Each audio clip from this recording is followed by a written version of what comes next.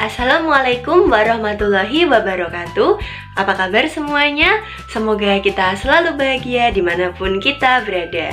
Sebelumnya, izinkanlah saya untuk memperkenalkan diri.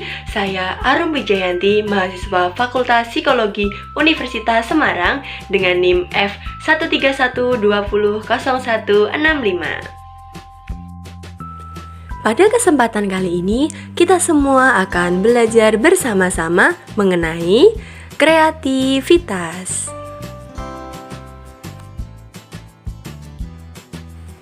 Nah, apa sih kreativitas itu? Kreativitas adalah kemampuan seseorang untuk menciptakan suatu hal baru, baik yang berupa gagasan maupun karya, baik berupa aptitude maupun non-aptitude, baik berupa karya baru atau karya yang sudah dikembangkan yang tentunya hal tersebut relatif berbeda. Ayo kita mengenal teori kreativitas 4P, yaitu person, place, process, product. Yang pertama yaitu person.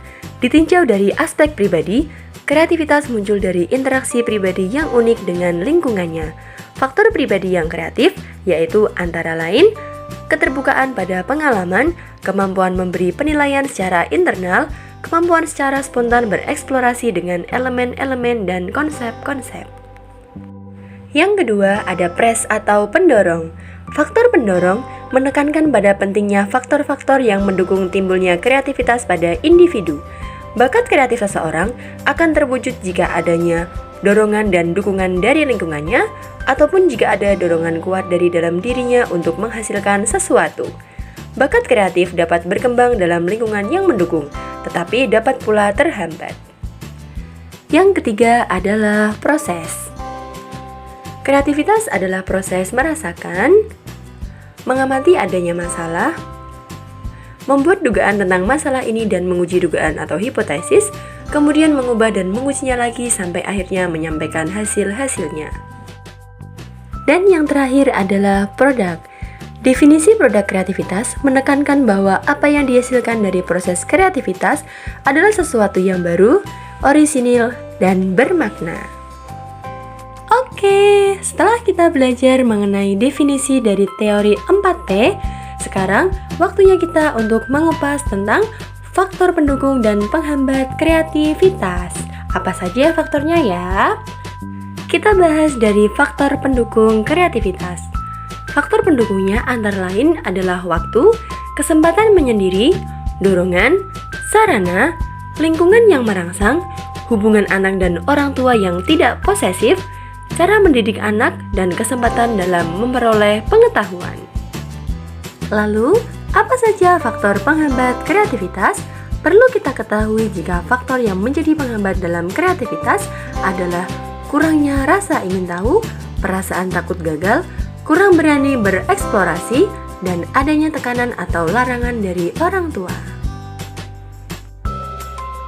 Peran keluarga tentunya sangatlah penting dalam meningkatkan kreativitas pada anak.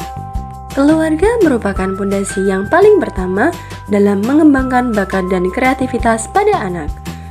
Keluarga memiliki peran untuk membantu anak mewujudkan kreativitasnya. Anak perlu dilatih dalam keterampilan tertentu sesuai dengan bakat dan minatnya, serta diberikan kesempatan untuk mengembangkan bakat dan potensi yang dimilikinya. Keluarga juga sebagai penyedia sarana dan prasarana untuk merangsang pemikiran dan keterampilan kreatif pada anak. Suatu karya kreatif sebagai hasil kreativitas seseorang dapat menimbulkan kepuasan pribadi yang tak terhingga nilainya. Kreativitas penting untuk mengembangkan semua bakat dan kemampuan individu dalam pengembangan prestasi hidupnya. Lalu, apa kaitan antara keberbakatan dan kreativitas? Keberbakatan adalah hasil dari berfungsinya secara total otak manusia, sehingga kreativitas pun adalah pernyataan tertinggi keberbakatan bisa diteliti dari dasar biologis otak. Ketika seseorang memiliki suatu bakat, maka kreativitasnya juga akan berkembang, dan begitu pula sebaliknya. Nah, sekian penjelasan mengenai kreativitas.